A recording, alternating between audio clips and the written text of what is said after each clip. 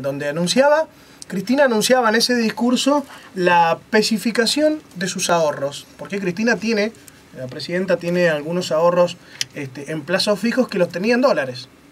Entonces, para combatir, digamos, estas onceras en la que se está transformando este asunto, Cristina trata de dar el ejemplo y dice, bueno, vamos a especificar.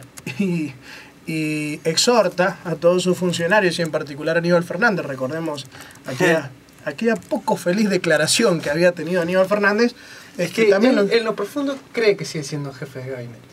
Es muy posible, no se habría que ver. Pero bueno, ¿cuál es el problema acá? Digamos? Primero, en cuanto a las explicaciones sobre este asunto, que Cristina lo hace en la soledad. Por supuesto. A este tipo de explicaciones respecto del oficialismo, digamos. Entonces, cuesta mucho también, digamos, poder remontar las explicaciones contrarias que se hacen desde los medios de comunicación, que son los medios de comunicación de la oposición y de la corporatocracia local, que se beneficia con estas transacciones que se hacen a través de la economía dolarizada a la que se pretende en la que se pretende continuar hoy desde algunos sectores de la sociedad. Vamos a tratar de explicar en qué consiste todo este problema, digamos, de la economía dolarizada, ¿qué es el dólar blue? Que es blue, digamos, que es una palabra en inglés que significa azules, ¿no? Que tienen, sí, exactamente. Que se hace referencia al dólar paralelo. Matías, contanos ¿en qué consiste toda esta problemática respecto al dólar paralelo? ¿Cuáles son los negocios que se hacen ahí? Contanos un poco, contar a la audiencia de qué se trata todo esto. Primero, hay que entrar a especificar una cosa. Los antecedentes del problema. Primero, el dólar es una divisa que no es propia, sino que es norteamericana. No se producen en la Argentina los dólares, sino que se consiguen a través del mercado internacional. Particularmente de ventas del tesoro, de algún tipo de préstamos con el exterior. Generalmente venta de bonos. Justamente, entonces, ¿quién es el garante para la entrada de los dólares? Es el Banco Central y, por extensión, el Estado Nacional, ya que es responsable de los manejes y desmanejes que tenga el Banco Central. Sin embargo, podemos ver que en los últimos años, entrado ya a partir de la década del 90, una vez que se implementa la convertibilidad y el tipo de cambio 1 a 1, es la forma más perfecta que se haya podido diseñar para llevarse los capitales que habían en la Argentina y las ganancias que se producían en ella. ¿Por qué? Ya que vos podías, a través de la riqueza nacional que se mueve en pesos, justamente las pequeñas y muchas de las grandes transacciones se hacen en pesos, en ese momento automáticamente lo que podías hacer era cambiarlos a dólares y llevártelos al exterior. Absolutamente un modelo para todos en cuanto a la convertibilidad. A partir de ese momento se fue implementando en la cultura argentina que la posibilidad de cambiar tus pesos a dólares era una especie de derecho humano. Cuando en realidad en la mayoría de los países del mundo, primero que tienen muchos tipos de cambio, y segundo, no dejan a cualquiera cambiar la moneda nacional por una moneda extranjera. Porque ¿quiénes son los que respaldan las monedas nacionales? Los mismos estados que son los titulares de las monedas nacionales. En este caso, por ejemplo, la Argentina es la que tiene, y el Banco Central en particular, es la que garantiza la existencia de los dólares dentro de la Argentina. ¿Qué es lo que pasa? A su vez, se ve en una necesidad también el Estado Nacional de, a través de los compromisos internacionales, se pagan en dólares. El que se está a punto de vencer ahora es el BOD en 2012, producto de un viejo conocido por todos los argentinos, Domingo Cavallo. Es un bono que se dado en su momento para generar recursos. ¿De dónde surgen estas obligaciones? El Estado, a su vez, para garantizar la cantidad de dólares que tenía que haber en la Argentina para que se fugaran, ¿qué es lo que se hacía? Se emitía deuda, y antes de emitirse la deuda también, ¿qué es lo que se hacía? Se hacía que los organismos que eran del Estado en su momento se vendieran a empresas extranjeras que te traían dólares frescos para que después esos dólares se volvieran a ir. Es todo un circuito donde en realidad la riqueza nunca se termina de quedar, sino que únicamente es una pieza más del andamiaje para que la riqueza se fugue de nuevo. En este punto es central la convertibilidad. Existiendo únicamente un solo tipo de cambio, con el paso del tiempo, las actividades más rentables dejaron de ser, por ejemplo, la industria o las manufacturas. Entonces, se hizo mucho más rentable dejarlos a plazo fijo, en formas de, por ejemplo, ponerte una casa de préstamo, poner distintas actividades especulativas, o si vos tenés un poco más de interés en la producción y tenés un par de contactos internacionales, la producción de soja. Claro. ¿Cuál es el tema central acá? Los que mueven la mayor cantidad de dólares justamente se ven ahora una serie de imposibilidades, no solo a la hora de la entrada de las importaciones y los controles en las exportaciones. ¿Por qué? Porque al Estado Nacional no solamente tiene que financiar a lo que ya se hizo en su momento, que fue el MODEN 2012, y distintas letras que se largan a nivel internacional para financiarse el Estado, no solamente se tiene que financiar a sí mismo, sino que tiene que financiar a las monedas, a la riqueza nacional que se va del país.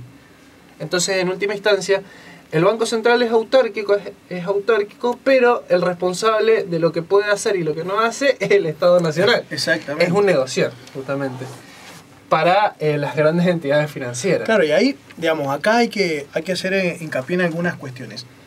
El gobierno nacional, por estas obligaciones que tiene que asumir respecto del BODEN 2012, por ejemplo, que fue emitido en virtud del famoso corralito de la época de Cavallo, que vos mencionabas, y esperemos no mencionarlo nuevamente, porque capaz que aparece, viste, como el hombre del tiempo, seguramente no lo van a entender.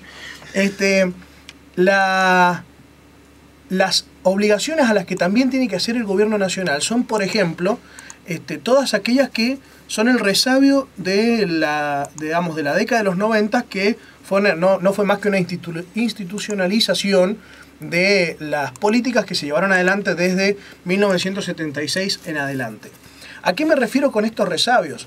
Me refiero, por ejemplo, a que el gobierno nacional en este año va a tener que llevar adelante importaciones para poder hacer frente a la cuestión energética en la Argentina. Por supuesto, un resabio típico de YPF. Justamente. Claro, porque recordemos que la expropiación que se llevó adelante de las acciones de Repsol YPF, las famosas acciones clase D, que controlaba este grupo español y que llevaron adelante en esta compañía argentina el desmantelamiento, la desinversión, y que hacen que esta expropiación vaya a tener recién efecto más o menos dentro de 5 años, que es el plan que se ha presentado recientemente, producto de todo este desmantelamiento.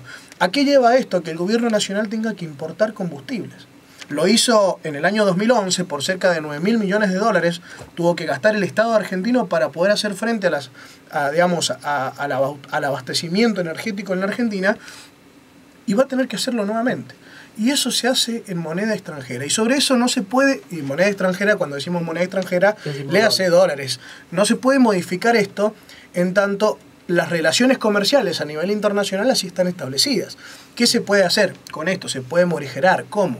A través de, por ejemplo, esta creación que se pretende hacer del Banco del Sur de los países latinoamericanos y crear una moneda común entre los países latinoamericanos. ¿Qué permitiría esto? Permitiría transacciones comerciales que puedan ser, exactamente, que puedan hacerse con otra moneda. También es cierto que el dólar a nivel internacional está bajando en su precio, producto que, si bien todavía no se ha modificado del todo las transacciones en dólares, sí es cierto que China y Japón, por ejemplo, las dos grandes potencias están abandonando. De hecho, ya hay... Entre ellos ya no lo usan más. Ya no usan más, exactamente. Y son transacciones enormes, digamos, las que se están haciendo entre esos países, transacciones comerciales donde se utilizan otros tipos de monedas que no son, que no se refiere, digamos, que no es el dólar.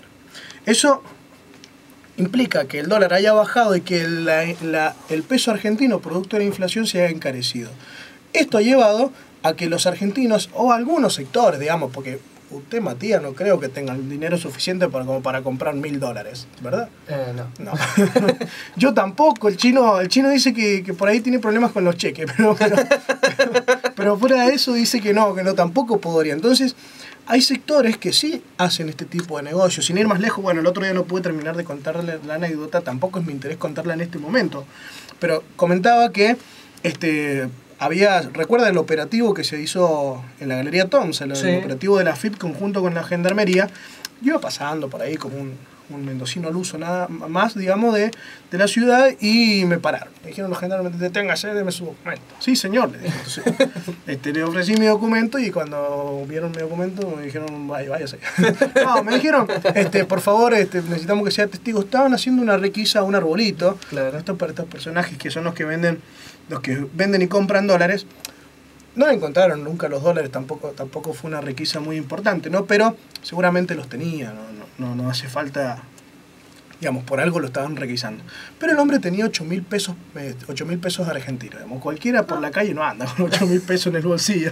Evidentemente estaba haciendo transacciones en dólares, pero inclusive este arbolito es uno de los empleados de los que verdaderamente manejan los dólares. Y hay sectores en la Argentina y en la provincia en particular que quieren hacer negocios con eso. Los que en realidad el negocio en serio lo hacen algunos sectores que tienen el poder suficiente para poder, vía la bicicleta financiera, la famosa bicicleta financiera, donde vos podés pedir préstamos a tasas muy bajas de interés en otros países, venís, la depositas en plazos fijos a las tasas enormes que tienen los bancos argentinos y haces el chelín. Digamos, el jamón de las tasas de diferencia entre las tasas de interés internacionales con las nacionales, permiten que vos al cabo de un plazo determinado te puedas llevar una monedita. Por supuesto, y además hay que resaltar en este punto particular la fuga de capitales, que es particularmente donde lo que está fogoneando el dólar blue. Para explicarlo más particularmente, la palabra dólar blue es un término para no decir dólar ilegal o dólar de contrabando. ¿Por qué? Porque cambiar de moneda extranjera por fuera del mercado único de valores es un crimen directamente. Está bajo el Código Penal, está sancionado. Además, tiene una particularidad. Este dólar justamente ha venido, primero, ha surgido una gran demanda por los distintos controles que se le han dado por parte de la FIP, por toda esta necesidad de dólares para pagar compromisos extranjeros. Y segundo, porque viendo esta oportunidad se han retirado una gran cantidad de dólares de plazos fijos, cajas de ahorro, etc. Se han ido de los bancos, del sistema financiero, y se han ido a parar al dólar blue, por ejemplo. Tienen entre otras estas salidas donde se terminan especulando. Entonces vos compraste en su momento el dólar a 4 pesos con 50, y ahora te estás haciendo una diferencia enorme vendiéndolo a 6 pesos, por ejemplo. Que es de donde se alimentan los arbolitos, las grandes casas de cambio, que les proveen a su vez los dólares los grandes bancos internacionales, que como vos decías, pueden conseguir acuerdos mucho más fácilmente y mucho más flexibles con otras tasas de interés.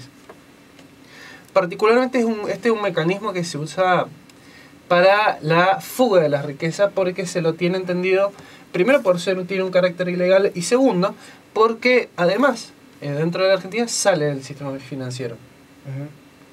Bien,